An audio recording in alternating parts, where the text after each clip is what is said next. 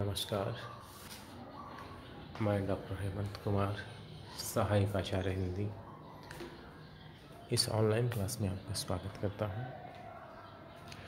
कवि भूषण की रचनाएं हम लोग पढ़ रहे हैं। भूषण ने अपने दौर के दो नायकों को अपनी कविता का वर्णय विषय बनाया, एक शिवाजी और दूसरे छत्रसाल। आन राजा रावण को मन में न लाऊं, कछु शाहू को बखानों के बखानों छत्रसाल को।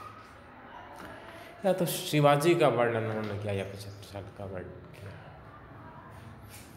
शिवाजी की शौर्य वर्णन संबंधी कवित्त हमने पढ़े।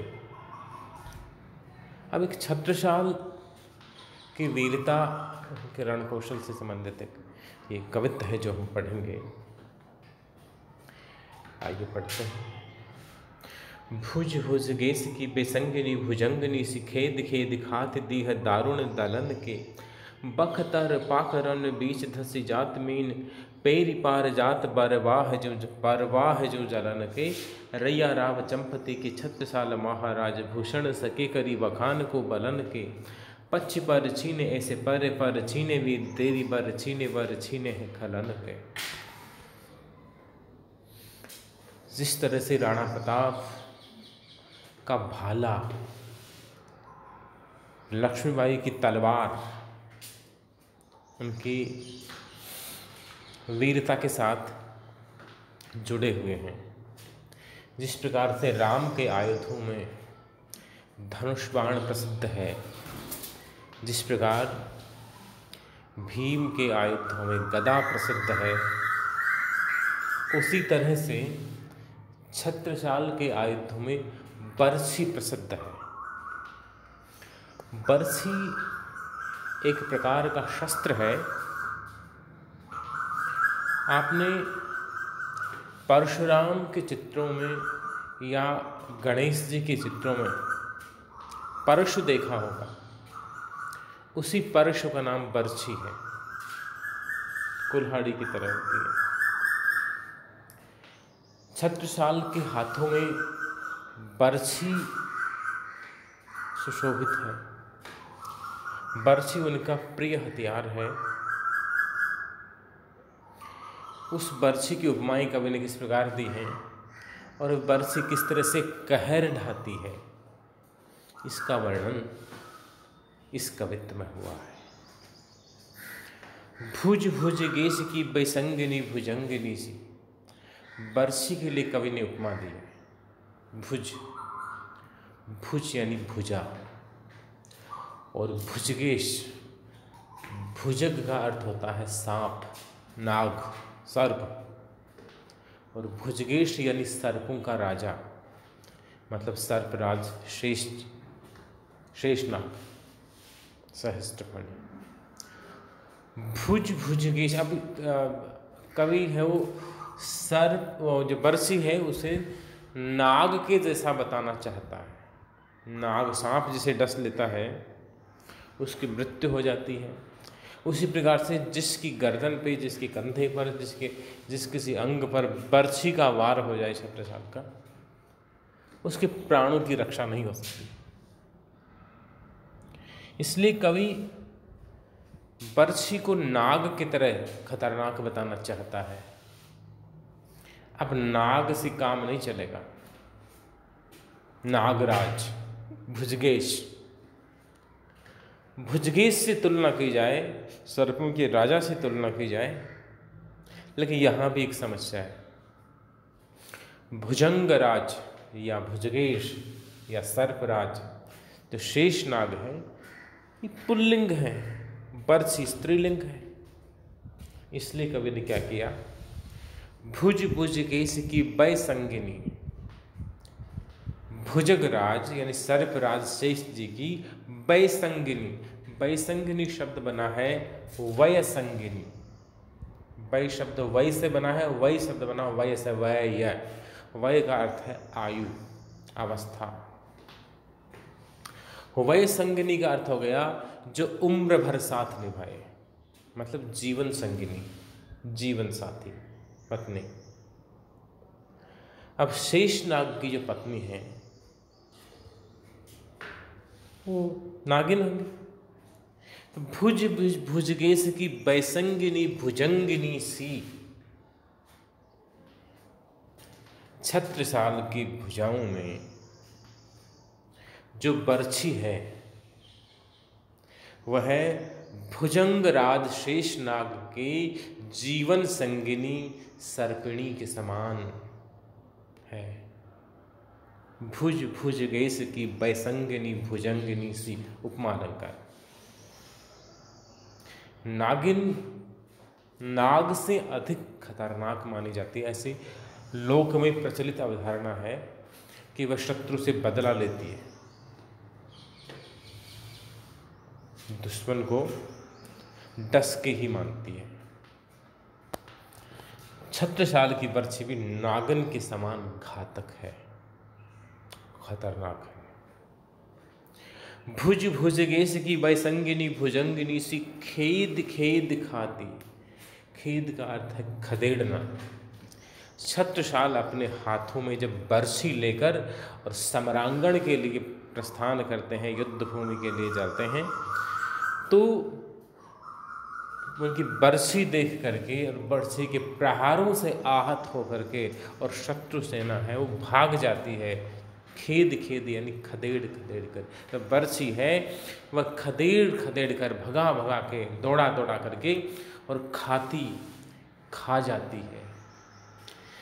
दीह दारुण दलन के, दीह यानी दीर्घ विशाल, दारुण यानी भयंकर, और दलन दल मतलब सेना, टुकड़ी, दुश्मन की सैन्य टुकड़ियों को खा जाती है। नागिन जैसे खा जाती, डस लेती है, उसी प्रकार से बर्छी है, बर्छी को देख करके और शत्रु सेना में भगदड़ मच जाती है। शत्रु सेना को छत्रसाल की बर्छी दूर खदेड़ देती है, लेकिन खदेड़ते हुए, भगाते हुए, दौड़ाते हुए उन्हें खा जाती है, उनका अंत कर देती है। ऐसा कवि भूषण कहना चाह रहा है। बख्तर पाखरन बीच धस जात, मीन पेरी पार जात, बरवाह जो जलन की। बरवाह गलत मुद्रित है, सही शब्द है परवाह। बख्तर कवच होता है, सुरक्षा के लिए शरीर पर बख्तर धारण किया जाता है।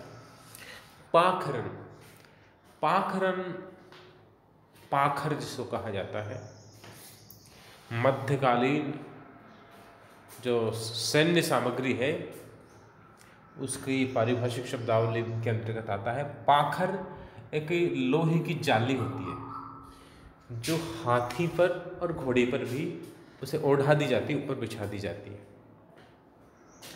अब कोई भी शस्त्र होगा, अस्त्र होगा, वह आखिर लगेगा तो उस जाली से टकराएगा, इसलिए हाथी के शरीर पर या घोड़े के शरीर पर सीधा सीधा घाव नहीं करेगा। लेकिन छत्रसाल की जो बर्छी है वो इतनी धारदार है, इतनी खतरनाक है कि बख्तर पाखरन बीच धस जाती, वह कवच और पाखरों के बीच ऐसे धस जाती है, बख्तर और पाखर को काटते हुए ऐसे निकल जाती है, ऐसे चीर देती है शरीर को, जैसे मीन, मीन यानी मछली, मीन पैरी पार जात, जिस प्रकार से मछली है वह पैर यानी तैर करके और पार जात, आर पार चली जाती है, उसी प्रकार से बर्छी है वह कवच और पाखर को, बख्तर को काट करके और शरीर के अंगों से इधर से उधर आर पार हो जाती है। बख्तर पाखरन बीच धस जात, मीन पैरी पार जात, परवाह जो जलन की, जिस प्रकार से मीन यानी मछली है वह जल के प्रवाह में इधर से उधर तैर जाती है, आर पार तैर जाती है, उसी प्रकार से छत्रसाल की जो बर्छी है वह शत्रु के अंग के आर पार चली जाती है। रैया राव चौपती के छत्रसाल महाराज भूषण सके करी बखान को बदन के। रेवा के राजा, रेवा क्षेत्र, जो रेवा नर्मदा का नाम है और नर्मदा नदी का जो प्रवाह क्षेत्र है, बुंदेलखंड के आसपास का जो क्षेत्र है, उसके लिए कहा है। चंपती छत्रसाल के पिताजी का नाम है। रैया राव चंपती के छत्रसाल महाराज, रैया राव चंपती के पुत्र छत्रसाल जो महाराज हैं उनके विषय में भूषण कवि कह रहा है कि भूषण सके करी बखान को बलन को। भूषण कवि कहता है कि छत्रसाल के बलन को, बल का बखान करे को कौन कर सकता है। छत्रसाल इतने बलिष्ठ हैं, इतने बलवान हैं कि उनके बल का वर्णन नहीं किया जा सकता। कौन वर्णन कर सकता है।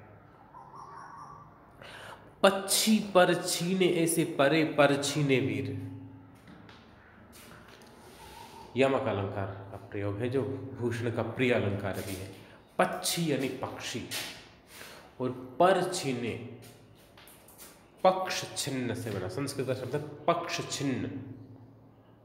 पक्ष यानी पंख और छिन्न यानी अलग। वह पक्षी जिसके पंख उसके शरीर से अलग कर दे गया वह है परछिन्न। पक्षी पर छीने, पंख कटे पक्षी के समान, ऐसे परे पर छीने, शत्रु पर छीने वीर, जो शत्रु सेना के वीर हैं वे इस तरह से घायल होकर के युद्ध भूमि में पड़े हुए हैं जैसे कोई पंख कटा पक्षी है वह जमीन पे गिर करके छटपटा रहा। पक्षी पर छीने ऐसे परे पर छीने वीर, तेरी बर छीने है खलन के। पुनः यमक, तेरी बरछी ने, बरछी नामक शस्त्र, तुम्हारी बरछी ने, बरछी ने, वर यानी श्रेष्ठ, वर शब्द वर से बना है, वर का मतलब श्रेष्ठ। शत्रु शिविर में बरछी ने है खलन के, खलन का मतलब दुष्ट, मतलब शत्रु है, यहाँ प्रतिपक्षी है। छत्रसाल तुम्हारी बरछी ने, बरछी ने है खलन के, जो तुम्हारे शत्रु पक्ष हैं उन शत्रुओं के श्रेष्ठ योद्धाओं को छीन लिया है। और योद्धा हैं वे घायल होकर के और युद्ध भूमि में, समर भूमि में, समरांगण में ऐसे पड़े हुए हैं जैसे पंख कटे पक्षी हैं, वे जमीन पे पड़े छटपटा रहे हैं। इस उड़ान पर अब शर्मिंदा मैं भी हूँ और तू भी है, आसमान से गिरा परिंदा मैं भी हूँ और तू भी। डॉक्टर कुमार विश्वास ने जिस तरह से कहा है कि आसमान से उड़ान के बीच पंख कटे कोई पक्षी गिर जाए और फिर पुनः उड़ नहीं पाए, अधूरी उड़ान भीतर लिए घायल अवस्था में छटपटाता, उसी उपमा को भूषण ने प्रयुक्त किया है इस संदर्भ में कि घायल योद्धा है वो इस तरह से हैं जैसे पंख कटे पक्षी हो। ये परछिनी शब्द है वो संस्कृत के तस्तम पक्ष छिन्न से बना है। पक्ष मतलब पंख होता है, छिन्न यानी अलग होना होता है। बड़ा ओजस्वी स्वर है कविता में भूषण का, चाहे वे शिवाजी के शौर्य को अपना आधार बनाए या छत्रसाल के पराक्रम को आवाज़ दें, लेकिन हर समय उनका स्वर है वो ओजस्वी रहता है, तेजस्वी रहता है। वीर रस से ओतप्रोत रचनाएं रहती हैं भूषण की, इसके लिए वे पर्याप्त ख्यात हैं। और श्लेष माफ कीजिएगा यमक और अनुप्रास अलंकार भूषण को बहुत प्रिय रहे हैं।